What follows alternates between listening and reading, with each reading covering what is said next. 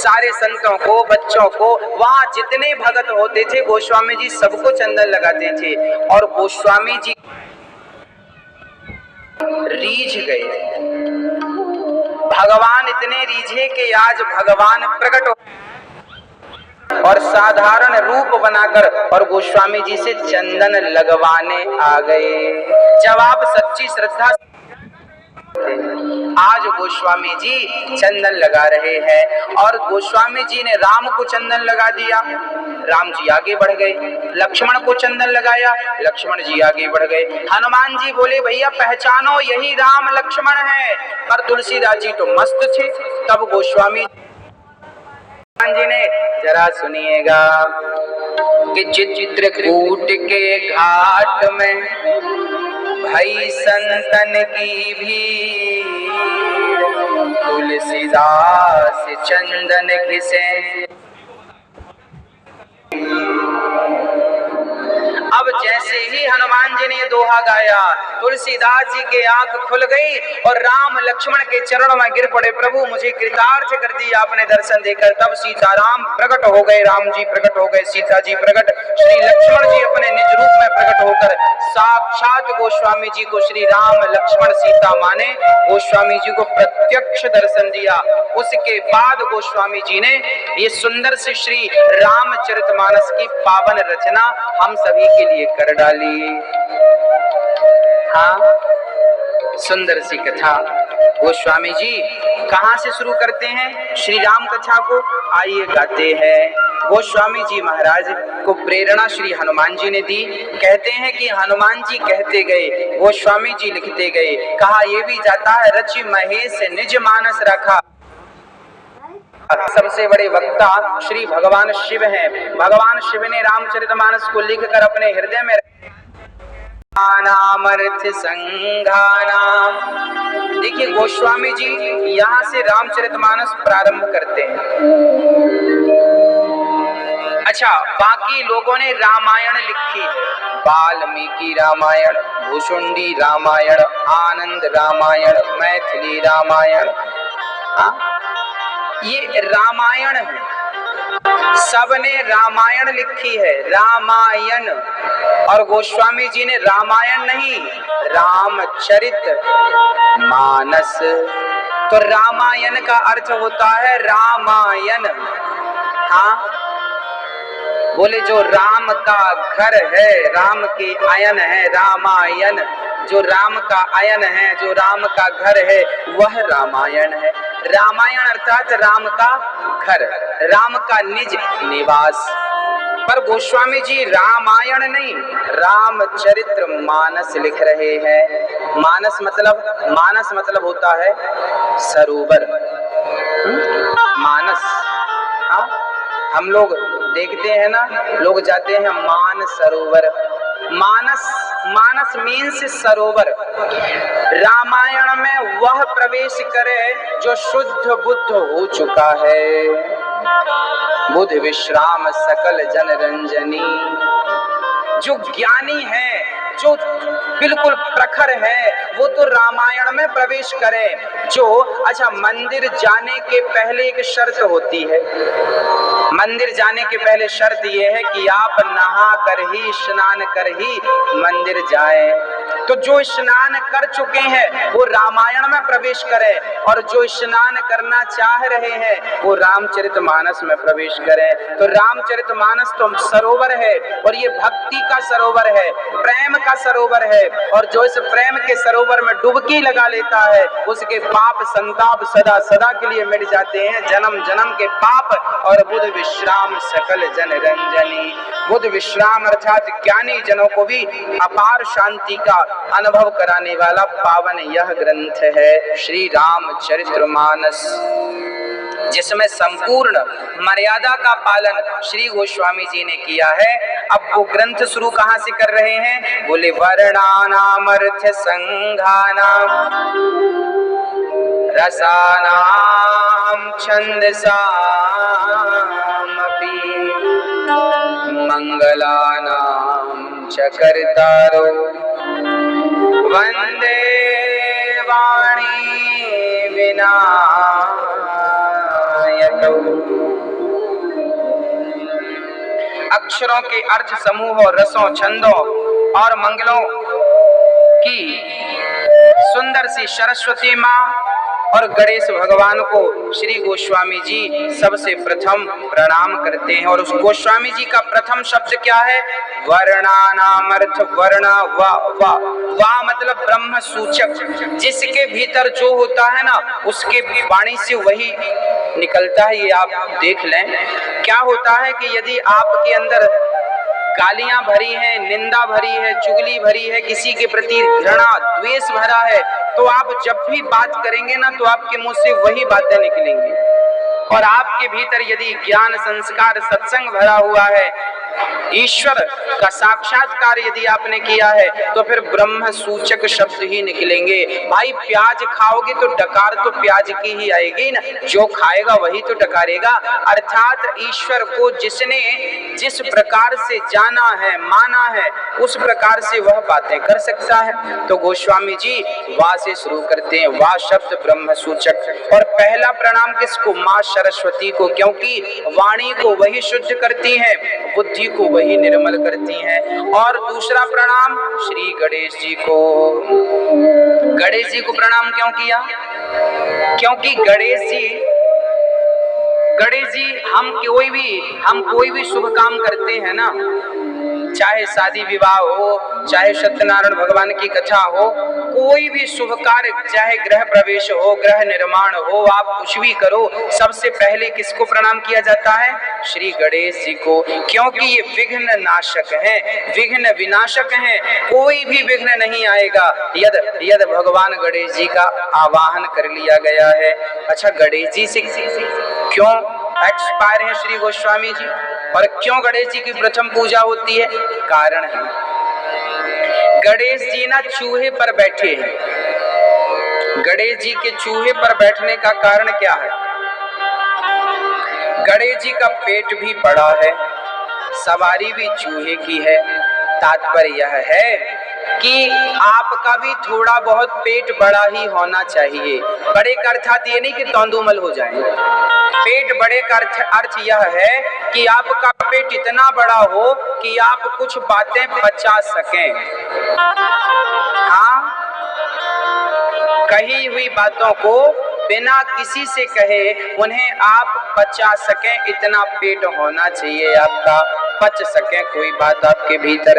गणेश जी का पेट बड़ा है, तो ये गणेश जी सूचक है कि भाई आपका कोई अपमान कर दे तो उस अपमान को भी पचा लीजिएगा, और सम्मान कर दे उसे भी पचा लीजिएगा। क्योंकि कई बार आपका कोई सम्मान कर देना तो फिर आप डिंडोरा पीटने लगते हैं, देखो तो हमारा सम्मान हुआ, देखो तो हमें मेडल मिला, देखो तो हमारा ये हुआ, ये हुआ, ये क्या होता है? इससे फिर आपका अहंकार बढ़ने लगता है, अहंकार। और जब अहंकार बढ़ेगा तो फिर आपका पतन हो जाएगा।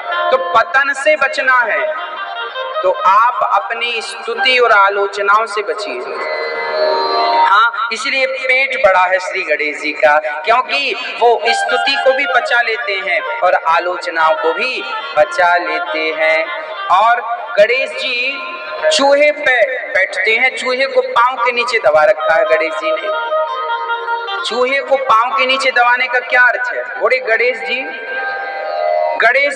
बुद्धि के देवता है, और चूहा जो है ना कुतर्क है।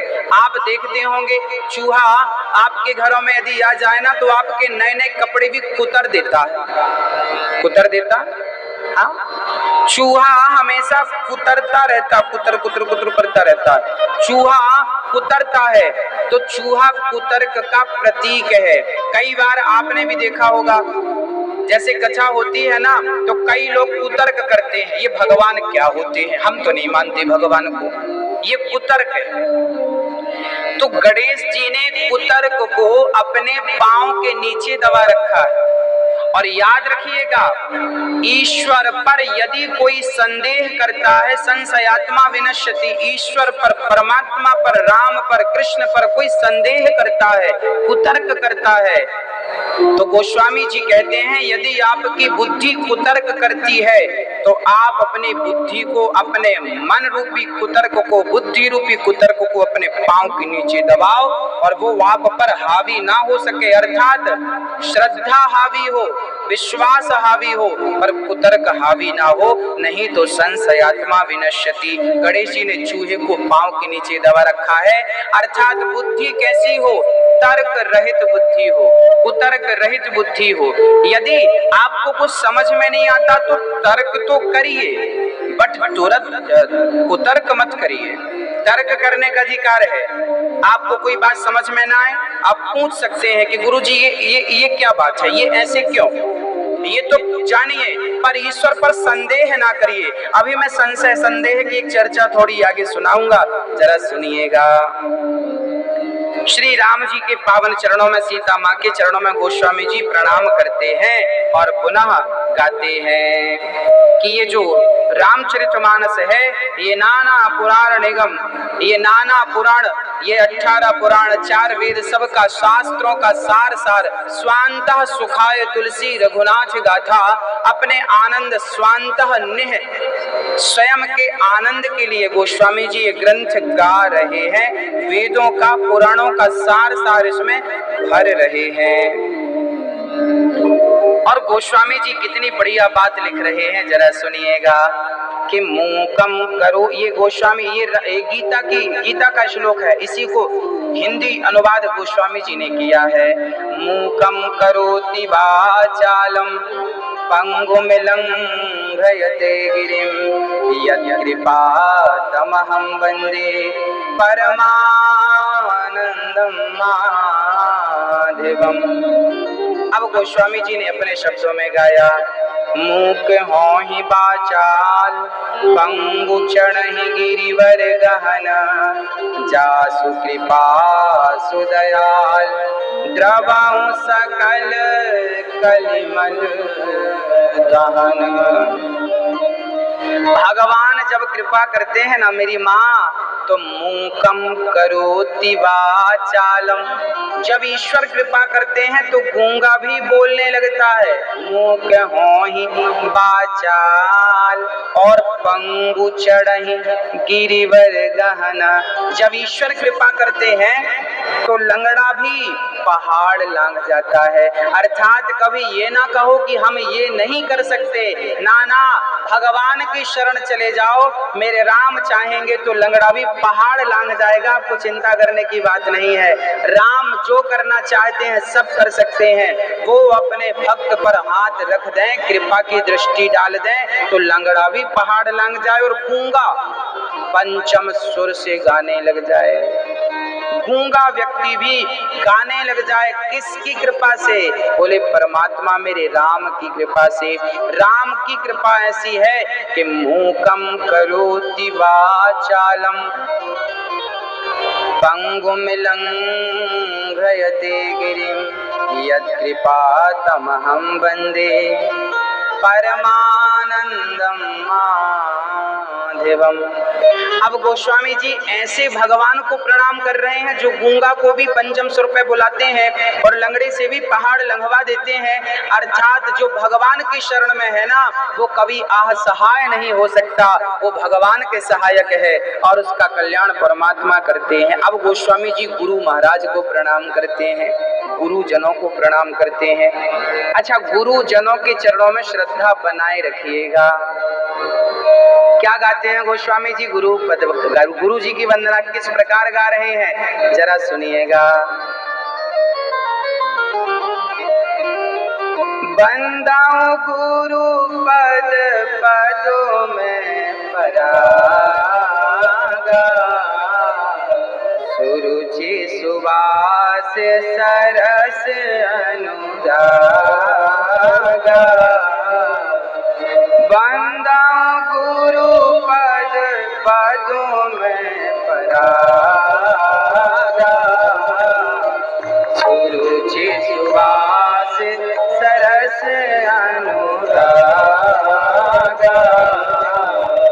आमिय मोरी माय चूरन चारू, सकल भव रुज परिवार, सुकृति सामोदन विमल विभूति, मंजुल मंगल मोद प्रसूति, जन मन मंगल कुशल ये तिलक गुण गान बस करनी, बंदाऊं गुरु पद पदुम परागा, सुरुचि सुवास सरस अनुरागा। गोस्वामी जी गा रहे हैं कि बंदऊं गुरु पद पदुम परागा, सुरुचि सुवास सरस अनुरागा।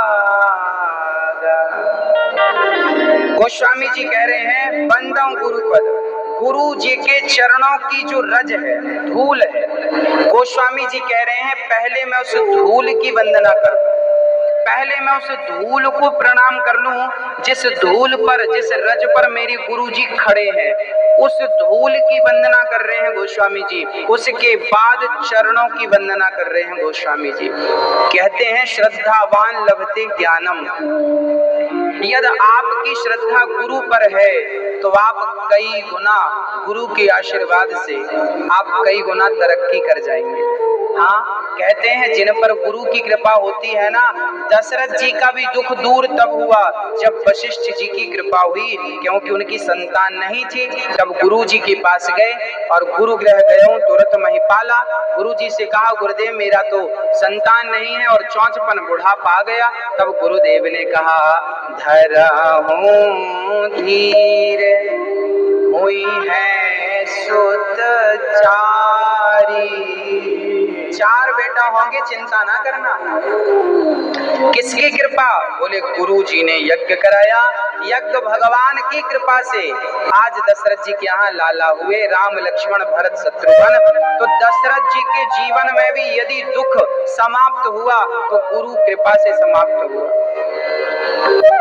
हाँ, तो अच्छा, राम भी गुरु के पास गए पढ़ने के लिए, गुरु गृह गया हूँ पढ़न रघुराई, अल्पकाल विद्या सब पाई। श्री राम पढ़ने के लिए गुरु के, अर्थात भगवान को भी गुरु का आश्रय लेना पड़ेगा। कई लोग बोलते हैं गुरु जी हम गुरु बनाए, जरूरी है क्या? गुरु बनाना जरूरी है क्या? अरे भाई, दत्तात्रेय जी ने 24 गुरु बना डाले। गुरु बनाना अति आवश्यक है, क्योंकि गुरु के बिना सच्चा, देखिए आप जो विद्यालय में पढ़ते हैं ना, स्कूल कॉलेज में पढ़ते हैं, वो क्या होती है? वो शिक्षा होती है।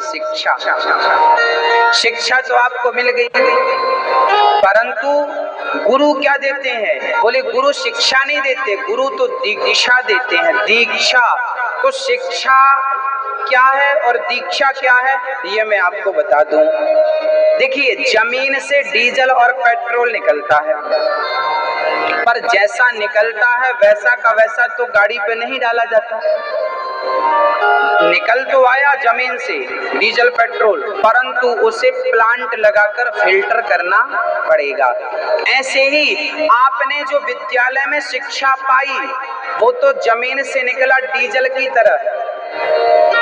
शिक्षा पाई, सारी शिक्षाएं आपने पाली, परंतु गुरु क्या है? गुरु वो फिल्टर मशीन है। गुरु आपकी शिक्षा को फिल्टर करता है और बताता है कि ये शिक्षा आपके काम की है।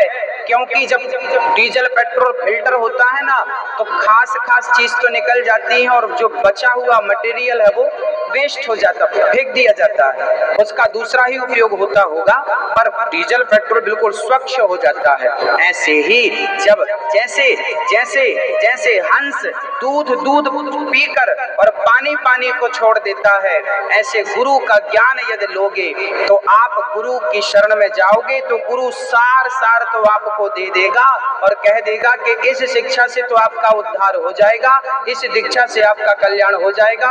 और जो व्यर्थ ने आपने संग्रह कर रखा है, कई बार आप अपने भीतर कपट को जगह दे देते हैं, अहंकार आपके भीतर घुस जाता है। अहंकार, कपट, क्रोध, लोभ, आजकल के बच्चे पढ़ने जाते हैं वहीं बिगड़ जाते हैं, क्योंकि उनकी शिक्षा तो है पर दीक्षा नहीं है। और दीक्षा होती तो बिगड़ने की संभावनाएं समाप्त हो गई होती, क्योंकि वो अंकुश लगा देती है बुराइयों पर। आपको याद रखिएगा, जो सत्संग करते हैं उन्हें क्रोध अधिक नहीं आता, वो अपने क्रोध पर कंट्रोल करना जानते हैं। और पढ़े लिखे पीएचडी वाले विद्यार्थी वो कंट्रोल क्रोध पर करना नहीं जानते। क्यों? अनपढ़ आदमी जो सत्संग से जुड़ा है वो तो अपने क्रोध को कंट्रोल कर सकता है, पर पीएचडी वाला क्रोध को कंट्रोल नहीं कर सकता, क्योंकि वो शिक्षा प्राप्त किया है और इसने दीक्षा पाई है। शिक्षा पा करके व्यक्ति संसार में धन तो कमा सकता है, संसार का सुख तो पा सकता है, पर शांति पाना हो तो शिक्षा से नहीं, शांति तो दीक्षा से ही प्राप्त होती है। यदि मन को आप शांत करना चाहते हैं तो शिक्षा शांत नहीं, दीक्षा शांत करेगी। इसलिए जीवन में शिक्षा के साथ दीक्षा आवश्यक। इसलिए गोस्वामी जी सबसे पहले गुरुजनों को प्रणाम कर रहे हैं और कह रहे हैं, श्री गुरु पद नख मणिगण ज्योति सुमिरत दिव्य दृष्टि ही होती। कहते हैं जब मैं गुरु जी के चरणों का ध्यान करता हूँ ना तो मुझे दिव्य दृष्टि प्राप्त हो जाती है, ऐसा गोस्वामी जी कह रहे हैं। हाँ, इसके बाद गुरु जनों को प्रणाम करने के बाद गोस्वामी जी प्रणाम किसको कर रहे हैं? बोले बंदाऊं प्रथम महीसुर चरना मोह जनित संशय सब हरना। गोस्वामी जी अब ब्राह्मणों को प्रणाम कर रहे हैं। विप्रधेनु सुर संकहित लीन मनुज अवतार। भगवान ब्राह्मणों को, श्री गोस्वामी जी विप्र देवताओं को प्रणाम कर रहे हैं। बोले बिना विप्रों की कृपा के, बिना इनके चरणों की धूल के मेरा कार्य सिद्ध नहीं हो सकता। इसलिए विप्र देवताओं के चरणों में गोस्वामी जी अपना मस्तक नवा देते हैं, चरणों में रख देते हैं, क्योंकि सारे देवी देवता मंत्रों के अधीन होते हैं और मंत्र ब्राह्मण के अधीन होते हैं। इसलिए ब्राह्मणों को गोस्वामी जी वंदना कर रहे हैं। अच्छा, यहाँ पर मैं आपको एक संदेह आपका मिटा दूं। हमारे समाज में चार वर्ग है, चार वर्ण है, ब्राह्मण, क्षत्रिय, वैश्य और शूद्र। चारों अपनी अपनी जगह बराबर है, चारों अपनी अपनी जगह सही है। फिर ब्राह्मण वेद पढ़ेगा, वेद पढ़ाएगा, यज्ञ करेगा, यज्ञ कराएगा, दान लेगा, दान देगा, ये कार्य तो ब्राह्मण के हैं। क्षत्रिय का कार्य है यज्ञ करना, यज्ञ कराना, दान देना और युद्ध आदि का निर्णय करना, ये क्षत्रिय का धर्म है, कर्तव्य है। वैश्य का काम है व्यापार करना, बिजनेस करना, पैसों का संग्रह करना, और शूद्रों का काम है सेवा करना, सेवा करना काम है। ये चारों अपनी अपनी जगह बिल्कुल बराबर बराबर है। फिर किसी ने कहा महाराज जी जब सब बराबर हैं तो गोस्वामी जी ने ब्राह्मणों को ही प्रणाम क्यों किया? हमने कहा भाई ऐसा है कि होता क्या है कि ब्राह्मण जो है बुद्धि भगवान के मस्तिष्क से, भगवान के ब्राह्मणोष्य मुखमासीत, भगवान के मुख से प्रकट हुए हैं। अर्थात बुद्धि के जो अधिष्ठात्र हैं वो ब्राह्मण हैं, बल के अधिष्ठात्र हैं क्षत्रिय हैं, और पैसों के अधिष्ठात्र वैश्य बन गए, और सेवा के अधिष्ठात्र शूद्र बन गए। सबने एक एक कार्य संभाल रखा है। फिर ऐसा क्यों कि गोस्वामी जी ब्राह्मणों को प्रणाम कर रहे हैं? कारण है, होता क्या है कि आपके ही घर में जो बच्चा आपका सबसे ज्यादा बुद्धिमान हो ना, आप उस बुद्धिमान बच्चे का ज्यादा ही सम्मान करते हैं, क्योंकि बुद्धि की पूजा होती है। क्योंकि आज कीमती कौन है? आज कीमत किसकी है? जिसके पास ज्यादा ज्ञान है, जिसके पास ज्यादा विज्ञान है, वही तो आज भी पूजनीय है, अब वो भला कोई क्यों ना हो। आज जिसके पास अधिक बुद्धि है उसी के पास लोग समझने जाते हैं ना, भाई इंजीनियर है, सबको पता है कि ये बढ़िया इंजीनियर है, अब वो कोई भी हो, ब्राह्मण हो, क्षत्रिय हो, वैश्य हो, शूद्र हो, पर बुद्धि उसके पास है तो सारे लोग उसके पास लाइन लगाते हैं। अच्छा डॉक्टर है, बुद्धिमान, इलाज अच्छा करता है, तो वो डॉक्टर किसी भी जात का हो, लोग उसी पे लाइन लगाते हैं, भाई ये बुद्धि। अर्थात सदियों से बुद्धि की पूजा होती आई है, सदियों से आज भी विवेक की पूजा हो रही है, आज भी बुद्धिमान लोगों का ही आदर सत्कार हो रहा है, मूर्ख को कौन जान रहा है। इसलिए ब्राह्मण जो है ये बुद्धि को रखने वाला है, इसलिए गोस्वामी जी ने इन्हें प्रणाम किया। और साथ ही गोस्वामी जी ने कहा कि जैसे मंदिर बनता है तो नीचे से लेके ऊपर तक ईंट लगती है, नीचे से लेकर ऊपर तक ईंट लगती है, ईंट, परंतु ईंट तो नीचे से ऊपर तक मंदिर में लगती है, पर लोग अपना माथा जो है वो देहरी की ईंट पर ही रखते हैं, सारी ईंटों में तो अपना माथा नहीं रखते। ऐसे ही जो देहरी की ईंट है वो ब्राह्मण है, इसलिए ब्राह्मण को वंदनीय माना गया है, क्योंकि ये आचार्य थे, शुरू से ये गुरु का काम करते थे, गुरु बनकर ब्राह्मण, जगत गुरु ब्राह्मण, ब्राह्मण गुरु सन्यासी। इसलिए मैं आपको पुनः निवेदन कर दूं कि गुरु बनाने के पहले विचार कर लेना, जिसे आप गुरु बना रहे हैं